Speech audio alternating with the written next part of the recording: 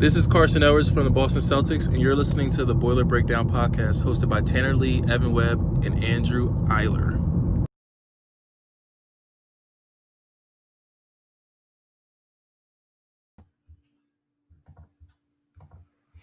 What's going on, everybody? It's Monday night, November 30th, 2020. Crazy to think we start December tomorrow of this dreadful year. As bad as this year has been, it has flown by, at least in my opinion. But we are here entering the final month, and you're listening or watching live on Facebook, YouTube, or Twitter to another edition of the Boiler Breakdown podcast. I'm Tanner Lee, alongside Evan Webb and Andrew Eiler, like I always am, to break down some Boilermaker football and basketball action. It's always fun when we can do two sports in one episode. How's it going tonight, guys? Really? Could be better. I mean, that's what I'm feeling. I'm feeling out the room. Could be better. Yeah, it could be better. Yeah. Oh, man. All fronts. Yeah, not looking forward to this one. No, that's why I usually don't drink while we're on the show, but tonight I thought it was appropriate. So need a little help to get through this one. So another frustrating football Saturday, another 7-point game. That's every single game Purdue's been involved in this year decided for the better or worse, one possession, 7 points. So that's really crazy. Close to being undefeated, really close to not having any wins. It feels much closer to 0-5 than 5-0 for me. Yeah, I don't know. I'm trying to be optimistic here. I'm trying. I mean, we're not going to cover the Minnesota one again, but why not? I would be interested to see if that guy refs another game this year. Wasn't there rumor he was on because he got moved to the Pac-12? Didn't he? I think that was a joke. I think it was a joke because those refs were bad too. Yeah, because I think there was like a blatant offsides on the goal line. Very blatant. That wasn't called. I think that was a joke. I was like, that guy must be calling that game now. Yeah. I think that was a joke. I bet there's somewhere out there that tracks that looks at. I mean, because I know in the NBA, I'm thinking college basketball, don't they they get grades, the refs get graded, they go back through, the league looks at that's a bad call or they're not, and then you kind of decides they keep moving up and can do tournament games. I'm assuming the Big Ten would do something similar with college football refs, maybe. I don't know. I'm assuming there's something out there that tracks these and they get graded. And your guess is good as mine, but probably. Yeah. But anyways, the referees were not the problem this week, except there was some questionable calls, and one that did. There was one that did hurt Purdue big time with Derek Barnes. Half, yeah. The targeting because there's two. He is out now the first half against Nebraska as well. That's a killer because at the time Barnes had 9 solo tackles. He was flying around the field. He's the only guy on defense. It seemed like it was playing hard. It seemed like, or he's the only one in position. I don't know. Whatever. Yeah, I don't know if it's misassignments. I don't know what's going on the defense side of the ball. We'll get into it. Final score was 37-30 against the Rutgers. This was a game that saw Purdue lead by 10.5, lead by 10 midway through the third quarter. But after a kick return touchdown by Rutgers, the wheels kind of came off for Purdue. Yeah, then you go before that. There was we got up 3 because they got down 3 because of a slant over the middle that was a busted coverage or whatever. Mm-hmm. But then we had the David Bell touchdown, which was a phenomenal catch. What else can we say about the guy? Say about him? But yeah, then you had the kickoff, which apparently I guess there's a couple backup guys were in on the kickoff return, and someone just, a few of them obviously some missed Simon somewhere because it was just blown up from the get-go. Yep, special teams, once again, another week, another bad performance by special teams. Can't get any consistency out of the punt game. I don't know what's going on there. But that kicker, after that kick return, we were still up, and then Jack threw a bad ball that got intercepted. And it felt like Purdue never got the ball back after that. They did, but it just didn't feel like it because Rutgers was playing keep away and clock management, and we couldn't stop the run. Yeah, it sucked because thought Jack played a pretty decent game all around, but I mean, interceptions happen, but it felt like, I know Brian, you've been going black, has talked about it in some of his press game or post game interviews and blogs, but it's like, man, I feel like that, that one mistake, just absolutely derails. Like, I feel like you got interceptions happen, especially with an offense that throws around as much as we do. But I feel like it feels like we can't make a single mistake, otherwise it just completely derails everything that we've got going. That's what I thought after that kick return. So that kick return made it 30-27, correct? Mm-hmm. So I'm like, great. This is like right after the offense goes down, scores to go up by 10. I'm like, all right, you better do it again because defense isn't going to stop. But I didn't realize, like I said, I've been avoiding reading a lot about this game after Saturday night. So, but I did see today, and I was like, I didn't realize this in real time. Purdue ran 3 plays in the fourth quarter. Is that right? Yep. Had the ball for a minute and a half in the fourth quarter. Yeah, couldn't get him off field. That's ridiculous. Couldn't get him off the field. And one of the most head scratching play calls on that 3rd and 1, a QB rollout draw. I don't. Back-to-back weeks. And we lost 3 yards on it. It was just, even if it worked, I hate it. I hate when we run with quarterbacks because if it works, they get hurt. And give a reverse to Rondell Moore. Or you got 2 all Big Ten All-American wide receivers. Horvath's been running good all night. He had 102 yards on 19 carries and a touchdown. King Doru had 47 yards on 6 carries. Why abandon the run? That's one thing. It was working, and then we just go away from it. Yeah. That was what was baffling to me was, like Horvath. I mean, hats off to him. He had a great game. I mean, all things considered. He's having a great year. Yeah. He or David Bell are probably the MVP of the team. Mm-hmm. Yeah, and just in consistent results from game to game for the most part. He runs hard.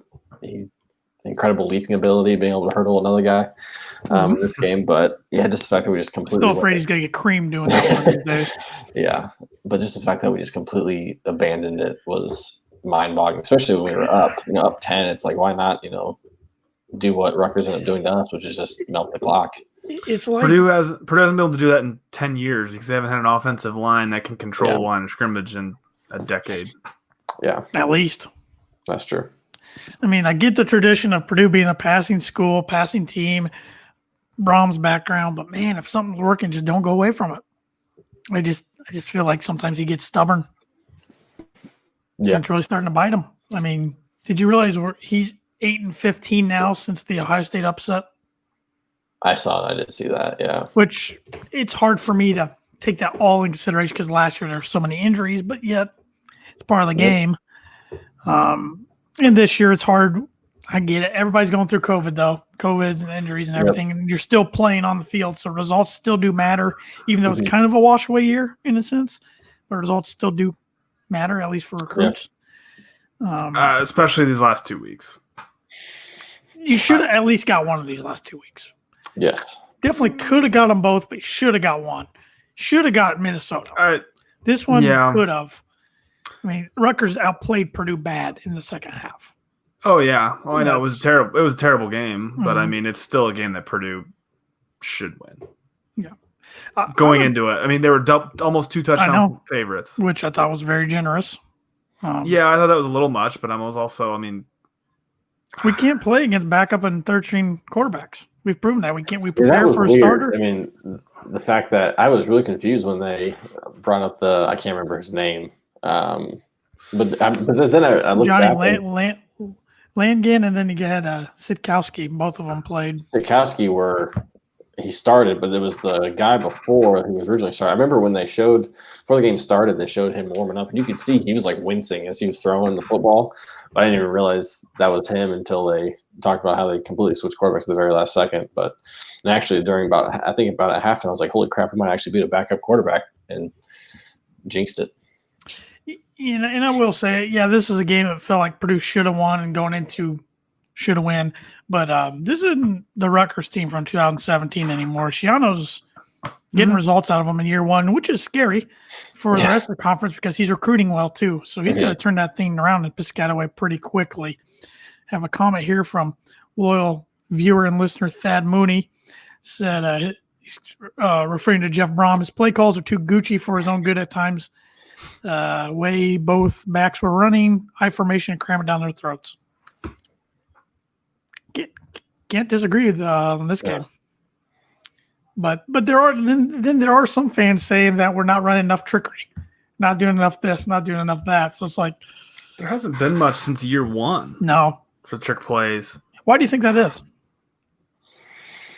I think that was his best offensive line, and I mean, if the offense is so predictable because you know you can't run, so then it's, I don't know, you got to have something to keep the defense honest before you can actually run some of those plays. I know they talked about that a little bit last year, 2 years ago, when the lines were just terrible. Well, I feel like maybe this is the best line he thinks he's got. Yeah, I agree. It is. It seems like it's better, but I mean, I've been thinking about this the last couple of weeks because I know that's been a big argument, and even that's been a complaint of mine. Is just feel like it's just been such a vanilla play calling throughout the entire season. But I've kind of been thinking, and I thought maybe that first year he was just throwing everything out there just to create excitement because we had such a bland brand of football for the last 4 years under Hazel that throwing in some trickery could get the fan base excited if it did work for the few times it did hit, get people excited. But then now that he's got his guys in, he wants to implement his regular system. That's kind of just been my thought. I have no idea if it's even true or not, but that's just kind of what I've been thinking. Is he wants to implement his own system. I mean, obviously, he could probably throw in a future plays here and there, but I feel like the first year or so was just one we kind of had to be creative, but also I think it was just to show something different to the fan base and get people excited. Yeah, it's you guys' guess are as good as mine. Stuff to figure out, but I mean, the offense there was some questionable play calls and some questionable execution, but I don't pin this one on the offense. I pin it on the defense, who just couldn't stop Rutgers on the ground at all when they needed to. Which it's crazy. Like we talk about how it doesn't seem like the offense is doing great, yet they score 30 points every week. That should be like enough. 30 points, yeah, definitely. Like it's like the offense is clearly not clicking 100% and still can score 30. So definitely not the offense. But I mean, special teams was terrible. I mean, let alone the kickoff return. But I mean, like the punts. How many punts under like 30, 35 yards? It seems like were there? every game they get one tipped. Mm-hmm. Yeah. I don't even. Was that one in the? I don't know. There was quarter? one that was partially deflected. Yeah, I didn't know if it was tipped or just a shank. Yeah. The announcer said tipped, so I was going by his words. I don't know. It might have been just a clear shank, but yeah, averaged 4 punts, averaging 34 yards with a long of 38. Kills you when your defense isn't playing well. Yeah, when they get the ball at when you get the ball at their own 45, it's tough. But then, and it's also looking at another game. I don't know. I'm always surprised when I look at like the box score after, where I'm sure like there's some negative yards in there, but overall they averaged 3.4 yards a carry. I would have thought it was like 7. It felt like every first down they were getting 6 or 7 yards. First down was killer every time. That's what I don't understand. I was like, okay. And then I think Northwestern and Minnesota was the same thing. It was like low 3s. So, I mean, it's like run defense seems like it's okay. But it's like it just seems like they get the last 3 weeks, they can get 7 yards whenever they want it. They haven't been getting the turnover. I mean, the defense has been regressing ever since Iowa. They're not getting the turnovers anymore. Still don't get a pass rush, even though Branson Dean had the lone sack, which was a safety. It's nice to see him get in there. I thought that was going to be a game changer. But I know they're missing George Karlaftis for at least the next 2 weeks. Now, Derek Barnes, their other best defender, he's out for the first half against Nebraska. I realize that. But they're not getting anybody else to – Mitchell's still fighting through injuries. But there's no pass rush. And my question is, where's these young defensive linemen? Where's Stephen Faucho? Where's Bryce Austin? Where's Hunter? These guys that are freshmen or redshirt freshmen, throw them in there. See what they can do. Yeah. Especially in a year where nobody's going to lose eligibility. I don't understand why we're not just trying more guys. And maybe this week that's the game plan. I know Brom talked about the defense being more aggressive this week, which, okay. Yeah. We've heard that a lot the last few years, and nothing changes. I mean, what's your opinion on the staff, I guess, as of right now, November 30th, and kind of going forward? Because I know this is a huge topic on Knucklehead Central right now. I mean, offensive staff, I like it. I mean, I love Coach Shepard, Coach Barclay. I think they all do a great job. Obviously, both Braum brothers. But I mean, defense. I don't know enough about the defensive coaches. I mean, maybe we just don't hear about them as much. Poindexter's been there for a while. Yeah, I like Poindexter. I feel like the defensive backs Mhm. play pretty well for the most part. I mean, they're pretty young, so that's. I mean, hopefully, he has something to look forward to. But I mean, I'm not sold on Diaco. I mean, I know it's first year, new system. Obviously, we didn't have the offseason that we were supposed to have because of everything with COVID. But man, it's just I didn't feel good about it with the Iowa and Illinois game, even though we won. It's because we were able to get those turnovers. And I feel like, I mean, you look at both those games, it was, Iowa first time for starting, or that guy's, I can't remember his name, but Spencer Petras. Yeah, Petras is his first time starting a game. So he was, inexperienced. And they had some weak fumbles too. I mean, I think their running back had a couple where he just dropped the ball basically. We're lucky we got them week one because they're hot right now. Yeah. They're hot. Illinois, I mean, they were just decimated with COVID and playing. They're still too close. Yeah, playing like that game's the one that's head scratch because we were up like 17 or 21 or something and just took the foot off the gas. Yeah, so when you're not creating turnovers, you're not getting pressure. That's when you see games like against experienced quarterbacks like we saw against Northwestern with Peyton Ramsey, who's just a Purdue killer, and obviously this game against Rutgers, where I mean they had time to throw and we just couldn't do anything. I mean, I don't know. I'm not a big fan of the scheme as of yet. I mean, hopefully they can change. Their mind, I don't know. The bend but don't break. I know they talked about that with Diaco, gave up a bunch of yards, but then like around the red zone with Louisiana Tech, it was he blitzed and got a bunch of stops to the red zone. Haven't really seen it, and I think it's kind of down to the red zone. I just stop them at the 40. Oh yeah, exactly. I know, but then it's also I think so. Haven't forced a turnover in 3 weeks, right? I don't know. Was there one in Rutgers? I don't think there was anything at Minnesota or Rutgers. No. And then when you're punting, so your punting's not good. You can't you're not forcing turnovers. You're giving up tons of yards. So then you're never flipping the field. I mean, they're getting the ball at the 50-yard line if Purdue does punt because they're getting pinned. And then it seems like Purdue's either scoring or they're going 3 and out. Like they don't have anything. I mean, so Rutgers punted once. That doesn't really work when you don't force any turnovers. Yeah. And speaking of the staff and kind of talking about everything we've kind of talked about, Thad Mooney, who put that comment in earlier, he was texting me today, and it started off with, "Man, the boards are still lighting Braum up," and then he goes, "To the extent I get it, and then I don't." He goes, "Some of the best recruiting we've ever had is here, and the dudes are young. The Hope Hazel comparison is BS. Hope had some okay dudes left on the roster," which he did. That 09 team he took over is pretty talented. And Hazel losses were games lost by halftime. Princey's being nice. He said, now his post game, he said, "Look in the mirror," and he has to the most. I've been saying the last few weeks, stop being so damn Gucci and going for a quick deep ball off a special play. If simple running's working with Zane Train and King like this week, use it. Defense, yeah. Diaco 3-4 doesn't work with what we have recruited and on the team. Go to a 4-4. It will help some for those we have healthy now. Corners and backs going to have to bring in and pay for a secondary coach to do his job. Hate to say it, but give the man one more year for our higher recruits coming in versus who we have. No fans does suck without the energy. But us being flat just isn't on the coaching staff. The juniors and seniors need to do what upperclassmen are supposed to do. All caps, pick up the coaches' slack, be leaders, and get them to play. Without George, especially after the targeting those boys gave up on the field, no coach can fix what the unit gives up like that.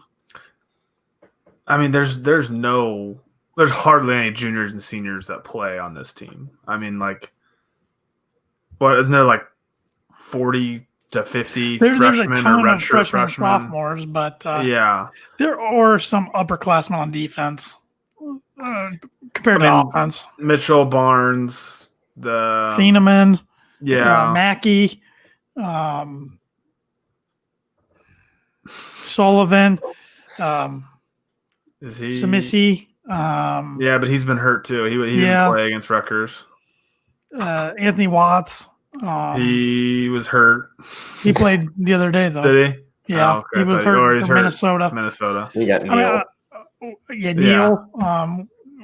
So. Yes, there are some, but it's not a whole lot. I don't know. I think this is definitely a year where now I do think letting Nick Holt go was the right move because I feel like he had regressed so much. And he and the head coach couldn't get along. Yeah, that at too. The end. That started week 1 last year. Yeah. But I feel like this is a year where having him on the sideline could pay more dividends than in previous years, just because without the fans there, having to create your own energy, he was definitely a guy who always brought it. Do you think Brown? I guess I haven't noticed during the sidelines. I don't know if it's game presentation; they're just not showing it. I remember like the first couple years, you'd show Brom on the sidelines, and he would be lighting up Sindelar or Blau or something like that. It doesn't, other than like when he was lighting up the ref at Minnesota. I haven't seen him do that. I mean, Holt was a whack job on the sidelines and just jumping all over the place and getting in people's faces. I haven't seen anybody. I think it was more. I don't know who was saying. It might have been Boiled Sports. This is on their podcast, but they brought up a really good point, and I agreed with it. About you saw him light up Sindelar and Blau, but I feel like because he trusted them so much and he knew exactly what they could take, how they could take it, and maybe he just doesn't. They're older too. They were older, a lot more experienced. Yes, but and maybe someone like Plummer and Aiden, who are obviously younger, maybe doesn't fully trust them yet. Given his he's got high expectations for quarterbacks. I don't know if maybe he doesn't trust them fully yet, or he just doesn't know truly what all he can, how he can give it to him. But then again, he also didn't like his mom or something get on him for his parents got on him for getting his quarterback. That's what I wonder. Yeah, I knew that he was he took some heat for being like too intense. I mean, he's the guy. I mean, like, come on, he's got that famous XFL video. I mean, I'm sure he is intense. Yeah. But I'm just wondering if it's old school football. If he's almost self-conscious, not self-conscious, he thinks about it too much. I don't know. But I was also now thinking about I don't remember. I don't think I've seen Diaco. Is he up in the booth? He's up in the booth. Okay, that would make sense. I was like, I haven't seen Diaco. I don't know. They've only showed him on camera like twice. I know Brom was a big proponent of that. I mean, that was what he and Holt were over. But I mean, clearly him. Yeah, I don't know, but the scheme isn't working with him up there. Maybe he needs to be down there with the guys. I don't know. I mean, I like having the coordinators up in the booth just because you can see things a lot better. That's where Brian Brom's up there too. Do you think the defense could be worse, Webby? I mean, I feel like it could always be worse. I feel like they wake up this week or it's not happening.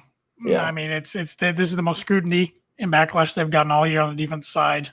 I realize your best two players, one of them's going to be out of half, and then the other one's not going to be around.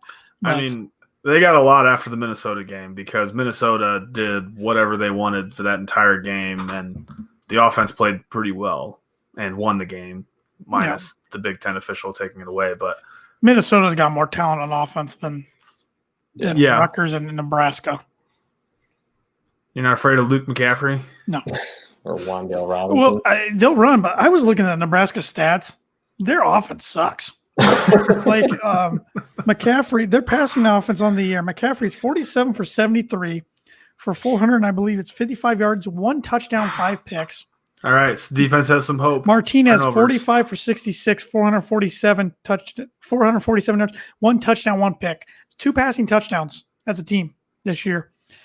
That's Wandale Robinson. Where's his receiving numbers at? Did I not write them down? Are they still running him at running back too? Yeah, he's got 29 carries for 162 yards and 2 touchdowns. Oh, his receiving numbers, 30 receptions for 227 yards.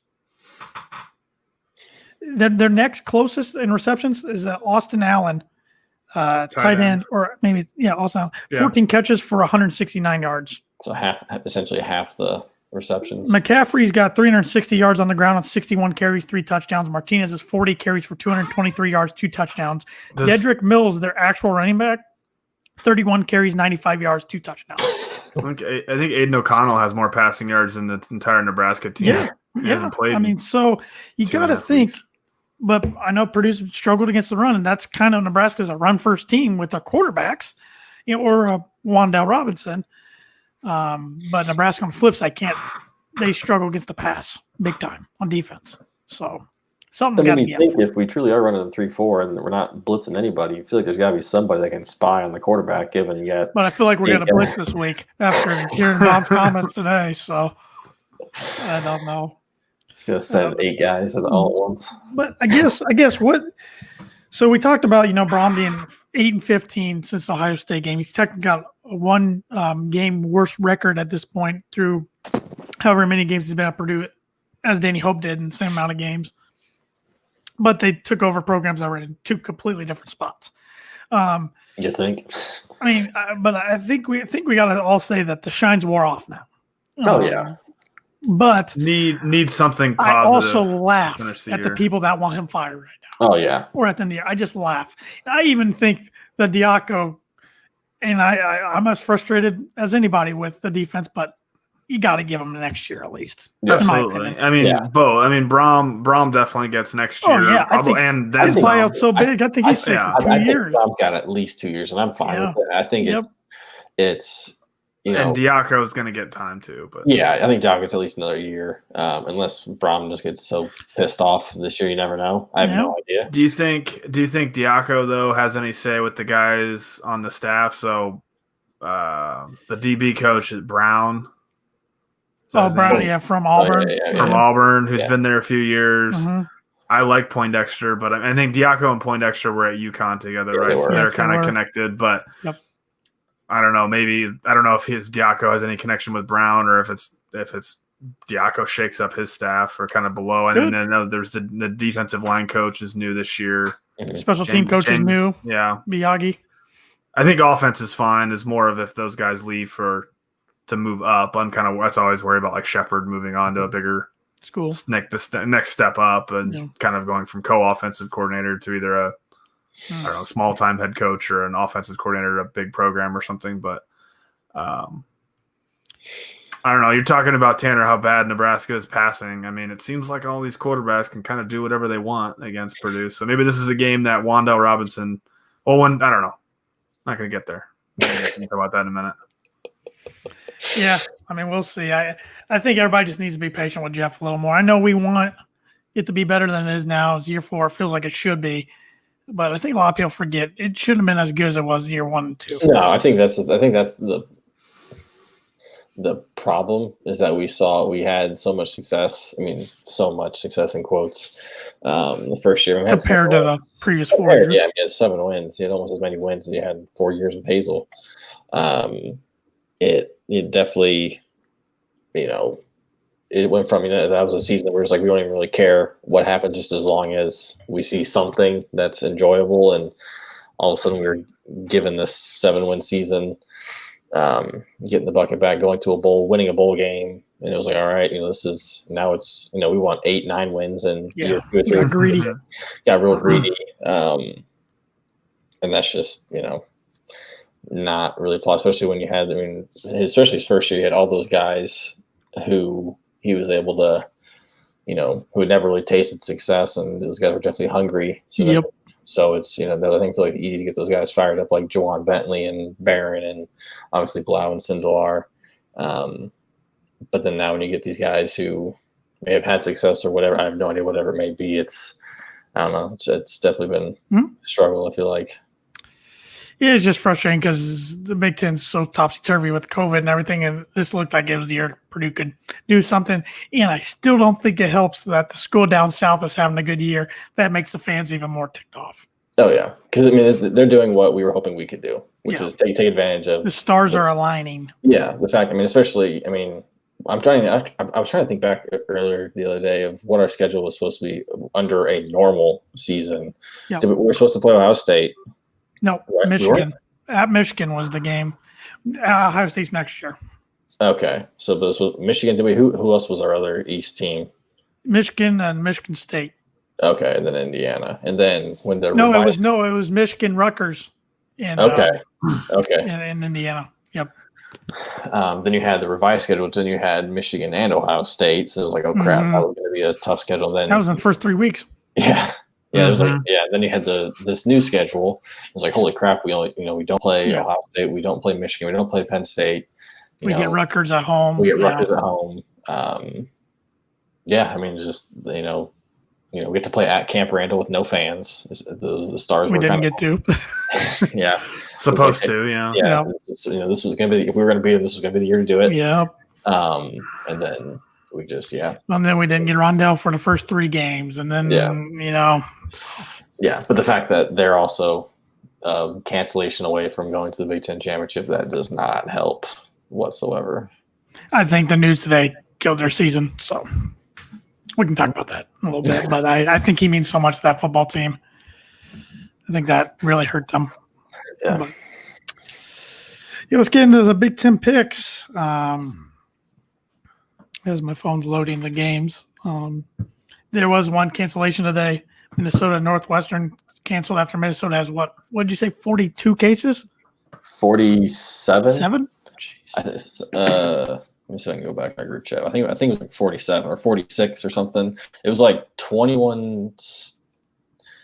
No, I can't remember. It was like between staff and students, it was something absurd. Well, the thing is now Northwestern clinched the Big Ten West today. 47 cases. Yeah, 47 cases for Minnesota. Northwestern clinched the West today. So unless Ohio State gets upset by Michigan State or Michigan or can't play either one of those 2 weeks, we're looking at a rematch of the 2018 Big Ten championship game, Northwestern and Ohio State. Do you think if Ohio State has a cancellation, whether this week or Michigan decides just to be an absolute dick and just cancel their game next week, do you think the Big Ten will rework to get Ohio State into the Big Ten championship? They have to, because they're the only Big Ten team that's going to get to the playoffs. Would them not There's a chance. Would that matter to the college football playoff?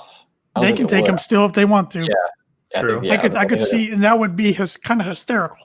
I mean, you got somebody else gets jumped by a team that's not even in the conference championship game, but but undefeated. Yeah. I mean that. Yeah. Look at the Big Ten slate this weekend. Penn State at Rutgers. Penn State's a 10-point favorite. I think Penn State goes on a little winning streak here. They get their Finally second got one win. under their belts. I'm taking Rutgers. I'm taking Penn State. I think Purdue was just that bad to lose to Rutgers. Rutgers should have beat Michigan, should have beat Illinois.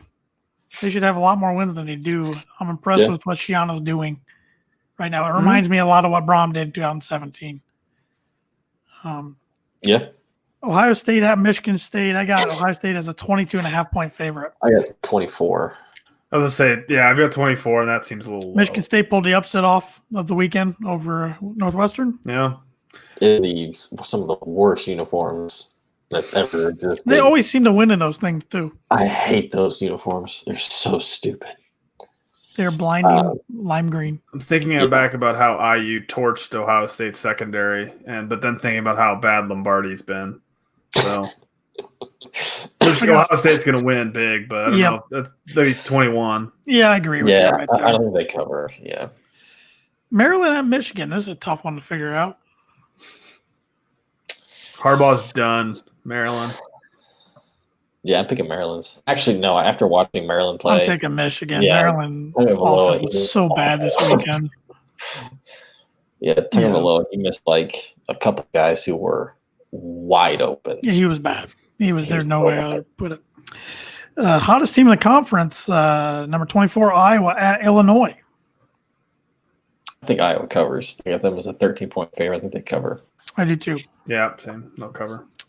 Number 10, Indiana at number 18, Wisconsin. This spread keeps going up. I got Wisconsin at 14.5. Mm-hmm. I got 14, which I think is a little bit of an insult. It was 10 earlier today. Without Penix. Yeah. I mean, Tuttle is still – he was an Elite 11 quarterback. I mean – So was Hunter Johnson. He doesn't play. Sure. So was Austin Appleby and – Danny Etling, yeah. I mean, Tuttle's – but he's a pocket passer. Yeah. He's not a dual threat, but maybe that helps him. I mean, Penix they were trying to make him a pocket passer. The one play he rolls out or tears his ACL second time in 3 years, which he could be out majority of next year too. That could really hurt their program. Yeah. I think Wisconsin's defense is too tough. I think they got the second best defense in the league behind Northwestern. Give me Wisconsin, and they cover. Really? I think Indiana finally gets handed one. I would love that. It's the first time they've had a bad break all year, really. Yeah. And I never wish injury upon anybody, but this is the first time they've had any. They haven't had any games canceled to COVID. They've barely had any injuries. Yeah. The first they time got they got that call against Penn State. It would be interesting if that call switch if this season would have went the way it has for them. And Penn State too, because Penn State just spiraled after that. Absolutely. Maybe Wisconsin can go for it, Webby. I think Wisconsin wins, but I think they win by like 10. I'm hoping Wisconsin does what I was hoping Ohio State was going to do a few weeks ago and just blows them out. Historically, Indiana struggles with Wisconsin. Everybody's struggled. Who doesn't struggle with Wisconsin? Ohio State. Yeah, but they don't Michigan play at times. And then Nebraska at Purdue. Purdue is a 1.5 point favorite. I've got 2. Oh, it keeps going up. Good. Yeah, I got 2. I had 1 earlier. One, didn't it? This game does scare me, even though I was downplaying Nebraska's offense big time because I don't know where the team's head's at anymore. Yeah. And how do you if you're Coach Frost, if you're Frost or Brown, how do you get these guys up anymore? Yeah. I don't know. But that's for them to figure out. That's why they get paid the big bucks. I can't go for Scott Frost against Jeff Brom. I gotta stick with the Boilers, but it's gonna be a 7-point game or closer. Hopefully the Purdue's coaches and team are watching and know to clap. They're gonna be real clapping on the sidelines. Hopefully, getting in Frost's head with that. Maybe I don't know. Maybe taking after Kirk Ferentz's attire or something. Maybe that was distracting. The series is tied at 4-4, but Purdue's won the last 2 in the series. To quote Scott Frost, this is a winnable game. Purdue's going to win. We will see Austin Burton for the first time all year, at least for a play or 2 Saturday. That's my prediction. I've been thinking that for a while. I've been stunned. I thought maybe there was a point in Saturday that they might put him in that changed things up, but if he didn't do it instead of O'Connell for Plummer, then I don't think so. I don't know. I know Burton is supposed to be more athletic, but I think Plummer does enough of it that I think we would have seen it by now. Or they're too similar. It's not really that much of an advantage to bring him in unless Plummer's just garbage, and that's why I'm scared. I don't know. If he throws an early pick, I could see the leash getting pulled. Purdue's got to score 40 points. I mean, because I don't have any faith in this defense. Yeah. And that's asking the offense a lot. Yes, it is. So I don't feel very good. I'm still kind of worried about Rondell Moore maybe opting out, and I couldn't blame him really if he did. But then I got to think about it. He's good buddies with Wan'Dale Robinson on the sidelines. I think he probably wants to play against him one more time. Then next week, I think he's enough of a competitor. He wants to try to get that bucket back. I think we would have heard. I mean, it's not going to happen this week. It would have happened already if it was going to happen this week. We did have an opt-out today, though. Yes, that's what I mean. It would have. Yeah. If you're senior, which wasn't a surprise. We hadn't seen him, at least in my recollection, out there for a single snap the last 2 games. So a guy that's been through a lot of injuries, some ups and downs, a position change through his career, but he just kind of got lost in the shuffle.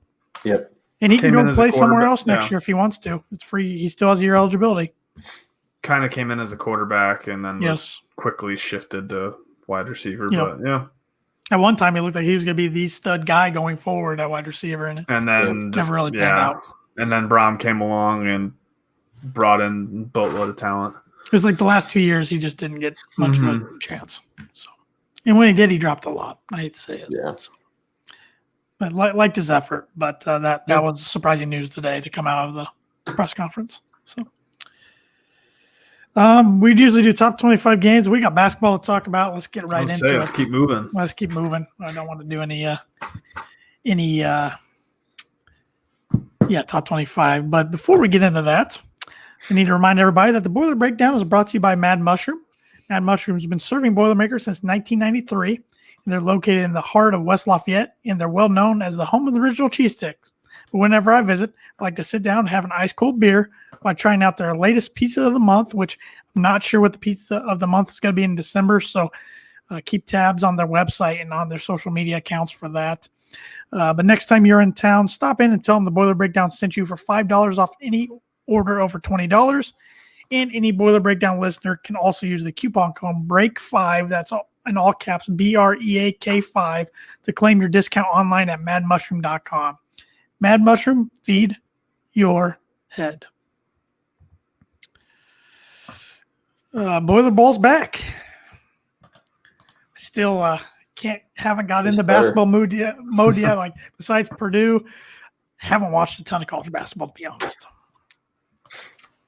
Butler and Purdue are about all I've watched. And now Butler's on hiatus till the 9th, right? The 15th. 15th. They canceled 2 more games. Okay, I did not know that. Wow. Yep. There's a lot of programs out there already on hiatus. I saw Vanderbilt, which makes me a little nervous because Valparaiso just played Vanderbilt last week. And we were supposed to play Valparaiso Friday.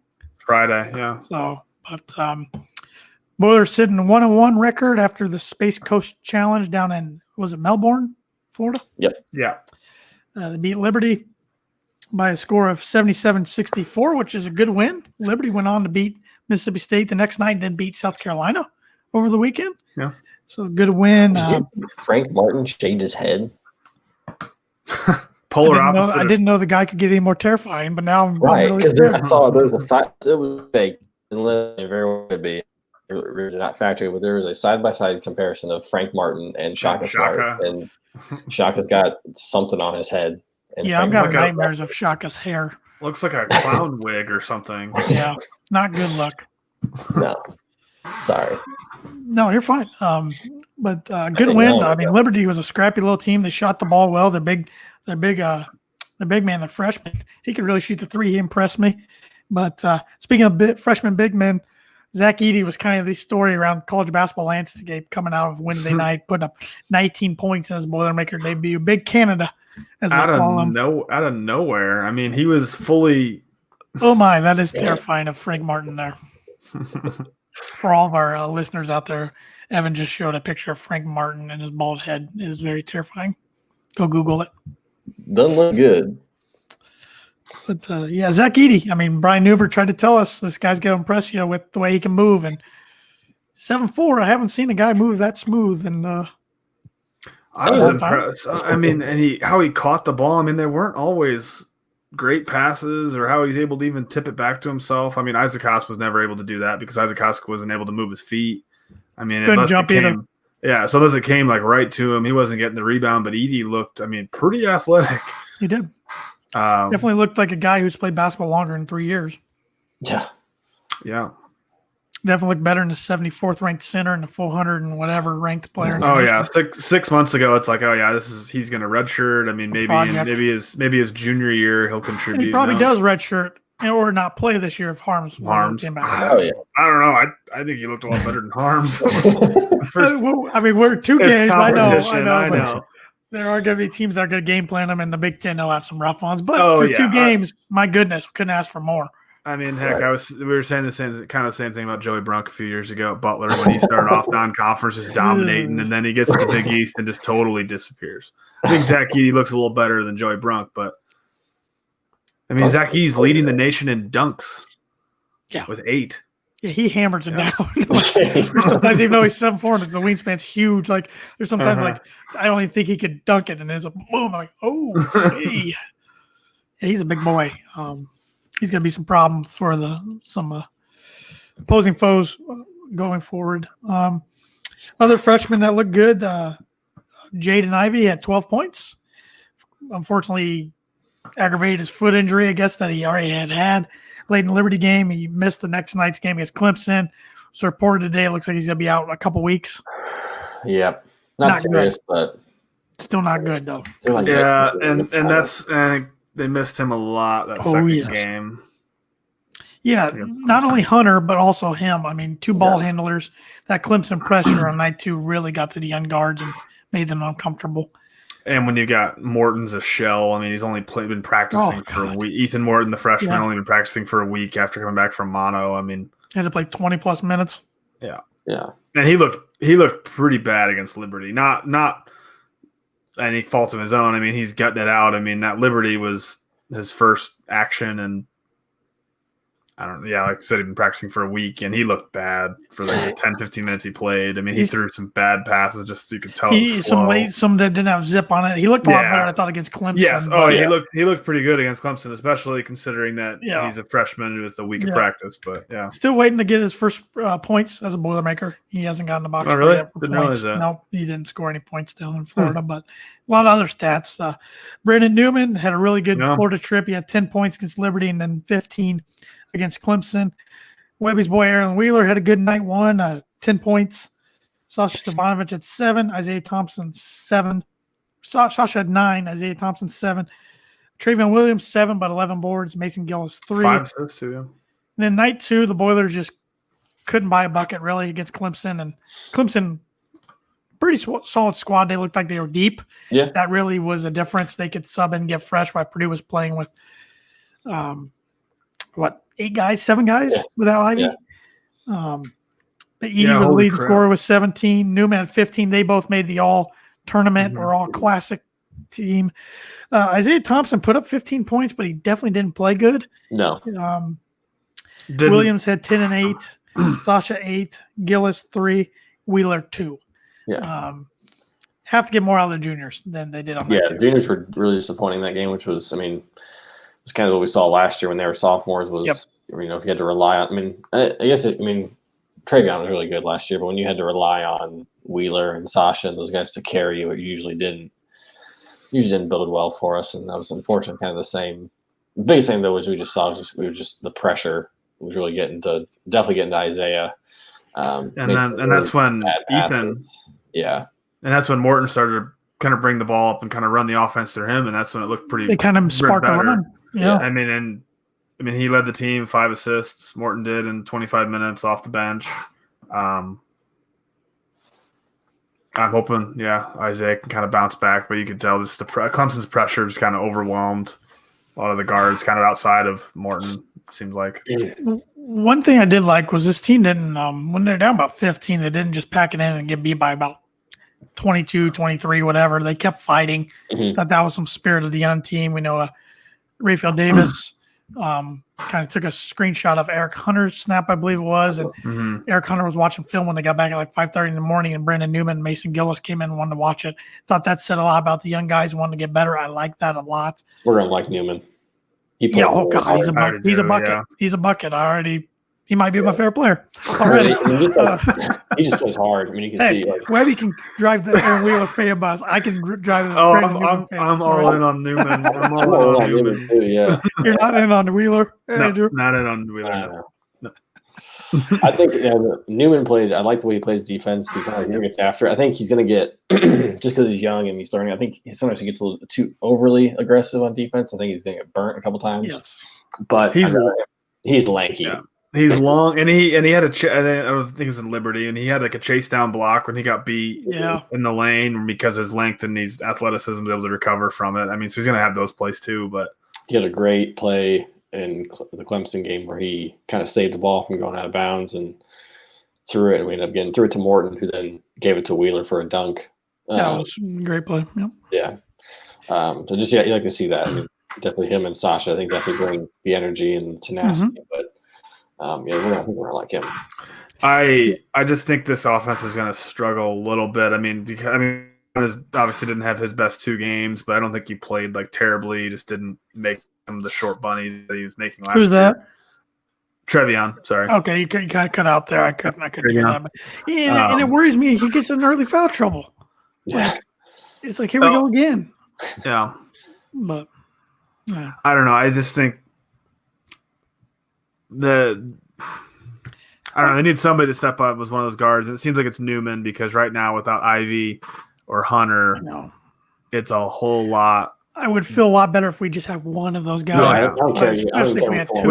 Which is crazy to think Ivy as a true freshman he's played 20 minutes. Yeah, he's going to get a lot of points in his career. It's someone who's aggressive and can get to the hoop, and I think Wheeler had a big set. I don't know if it was who it was in the first game. It might have been Morton drove in and missed a layup, but Wheeler got like the tip slam. Just getting it on the rim. You've got Edie down there who's got 10 offensive rebounds already or something in 2 games. And what I like about him, he holds the ball up. Yes. He did bring it down one time, made He it from dribbled about once, 7-5 and yeah. they stole it. But hold that thing up, big guy. Nobody's going to go get that. I think they were making fun of him in the second game. Like, his first career dribble, and he got stolen. Yeah. He's a pretty good free throw shooter, too, so far. Yeah, like seeing that. Three for 4 or something. Or was he? I would like to see Mason Gillis drive and be a little more aggressive. He's kind of been spot up, which, I mean, he can hit the 3 ball, but I think maybe that comes over time. I mean, he's a muscular dude. I'd like to see him get in there. But, I mean, this is the first 2 games he's played in 900-some days. So I can't ask too much out of him out of the gate. But encouraging signs. I mean, it was a frustrating loss against Clemson. I mean, if you just put Ivy or Hunter out there, I think Purdue probably wins that game. Definitely if they have them both. But it wasn't meant to be. It's going to be a growing pain season. We're already prepared for that. We're going to beat some teams we probably shouldn't. We're going to lose to some we probably shouldn't. And we just hope we do enough to make the tournament. That'd be huge. It's crazy. As much of a frustrating loss it was, just like how different you felt for that after that game versus the loss versus Rutgers in football. Like, that's a very good point. I feel like it was just like both losses, both were ugly, but just completely polar opposite. Like I remember after Clemson game, I was like, it's the growing pains. We didn't have our two best guards. Yep. It is what it is. Learn from it, move on. I think it's just where the programs are at though, and that the basketball team has how many new guys playing? So Newman, Gillis, Edey, Morton. So half the guys played are true freshmen, redshirt freshmen playing. Pretty early on in that Liberty game, we had 4 newcomers on the floor at once. Like early on, I was like, holy crap! Like that was quick. Which is kind of exciting to see. Just who are like the second time you've ever seen these guys play? It's like, okay, who are they? What are they? Matt's got the recruiting momentum, especially in state, going right now. I mean, it's program's in a really good spot, and football is just a little, like we talked about earlier. It looked like the stars should align this year, and it just wasn't meant to be, and it's frustrating. Mm-hmm. Yeah. We don't need to get back to football and get more depressed. Back to basketball. So, on a happy note. 2 games this week. Tomorrow, the Oakland Grizzlies come into Mackey Arena for the first game in Mackey. Not that it's really going to matter since fans aren't there. But anyways, home cooking. 3 o'clock. Yes, that's not a typo. I didn't misspeak. 3 o'clock on the Big Ten Network. Good day to work from home, Tanner. Yes, it is. Yes, it is. Oakland's 0-4. We are 2-0 in the history against Oakland. I remember the last time I was a freshman at Purdue. It was on November 21st, 2010. We won 82-67. That was supposed to be a really good Oakland team. I don't remember what they finished that year, but I remember very vividly. I thought Kelsey Barlow was going to kill a guy in Oakland. He was a freshman, he was a sophomore on that team, and I had never seen somebody get so mad at another player without a fight breaking out. He was talking trash so much to the Oakland guy. The Oakland guy was talking trash to him. There was a time on defense that Kelsey's jogging back, and instead of looking at the ball or the play, what's going on, he's just staring at the guy jawing with him. And all of a sudden, he just balls up his fist. I'm like, oh my God, he's going to punch this guy's lights out. Didn't, but good old Barlow, man. Yeah. And then the other time we played him was December 2nd, 2001. We beat him 89-71. So they got blown out the first 2 games really, really bad, but they had some guys come back that were off due to COVID for their game last night against Michigan, and they took Michigan into overtime but lost. All I know about them is they run a zone defense, which we always dominate against zone. Maybe this team will. So, and then we got an in-state matchup against Valpo on Friday. Valpo's 0-1, lost to Vanderbilt, like I mentioned earlier. We are 8-0 all-time against Valpo. Last matchup against them was December 7th, 2017. We won 80-50. So, feeling good about it. Can't afford to slip up to either of these teams. Get 2 wins.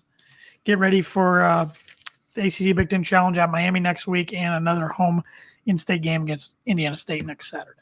So, get 2 wins in b-ball, get a win in football, and I'll be a happy camper this week. Yeah. Keep Scott Frost complaining. We'll be happy. We lost Evan on the feed. We'll see if he hops back in here. But while we wait to see if he joins us, I want to remind everybody that the Boiler Breakdown is brought to you by Webb's Family Pharmacy. Webb's Family Pharmacy is an independently owned community pharmacy with stores located in Rochester, Akron, and North Manchester, Indiana. Webb's is happy to announce that they are providing flu shots by appointment right in your car. Simply call to set an appointment, and their friendly and caring staff will be happy to help you. For all of your high-quality medical equipment, supplies, and pharmacy services, check out www.webrx.com or give them a call. Webb's Family Pharmacy, the professional pharmacy with a hometown touch. Did he lose connection? I think he said his computer. He's having computer issues. Okay. All right. Well, we'll still give him a minute or two, see if he hops back in to sign off. But and our last sponsor of the Boiler Breakdown podcast is our recurring sponsor from last year, Sroufe Landscaping. Sroufe Landscaping has been in business for over 50 years and can handle all of your landscaping needs, including landscape design, maintenance, irrigation, hardscaping, fall cleanup, and they are licensed lawn applicators.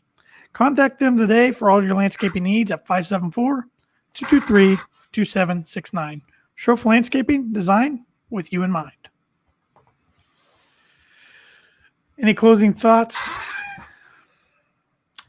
It's kind of funny that we brought up about how the basketball versus football program, just how. Yeah, I wasn't real happy after that Clemson loss. I was pretty disappointed just because they tied the game. But it's still just exciting because you see the potential of Newman, how he's, I think, better than expected. I kind of expected him to get to being a pretty big contributor, but I didn't think it'd be this year. And Edey definitely not. So that's kind of exciting. But then football is just need to see something positive on the defensive side this week. Like basketball, it's hard not to look into next year already with Caleb Furst and Trey Kaufman Rand coming back with all these guys, assuming they all come back. The future's looking pretty bright. In football, we're just not really sure. We're still getting good recruits, getting a lot of guys back because this is a young team. But it is just kind of concerning right now. We're losing some games we feel like we should win in year 4, even though this is the weirdest college football season we've ever endured and hopefully ever come across ever again. But, it's I would like to just win one easily. I would really like to see Scott Frost whine in a Saturday afternoon press conference about something because his team lost for the, third straight week. Yeah, I'd love for him to blame anybody but himself like he always does. So it'd be fantastic. Yep. He's already got as many losses as Riley did when they fired him. And Riley had a lot a lot more wins. But Evan says, hi, guys. Hey, Webby. He must be joining us via his iPhone. So, but Webby, would you like to comment on any final thoughts you have? We got a comment from one of your good buddies here, Andrew. Yeah. Colin says, you guys ever feel bad for Nebraska fans' elite program with Tom Osborne, national championships in the 90s? Once great program has come back to the pack, may never get back to greatness. No. Don't feel bad for him. If they had a better guy than Scott Frost, maybe. But not a Scott Frost guy. Colin, a big Ohio State fan, so you can't feel bad for him. I mean, he's doing well and everything. They've even their basketball team got a 5-star recruit the other day, so that Purdue was in on. Freaking Chris Holtman. At least it wasn't Indiana.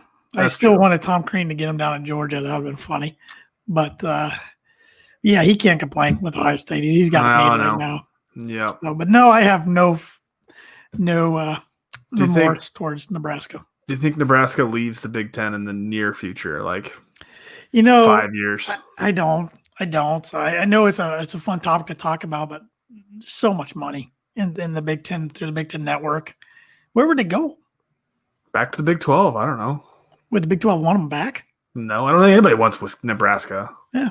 Evan, Indiana corn is better than Nebraska corn. Enough said. I think he ended the podcast last year about saying that too. Before Nebraska, but just a split with Texas starting the Longhorn Network and everything, causing that split with Nebraska. I don't see them going back there, but I know. But yeah, I don't have any more thoughts. I just want to get a win and beat the Grizzlies, the Crusaders, and then the Cornhuskers. So boiler up and hammer down.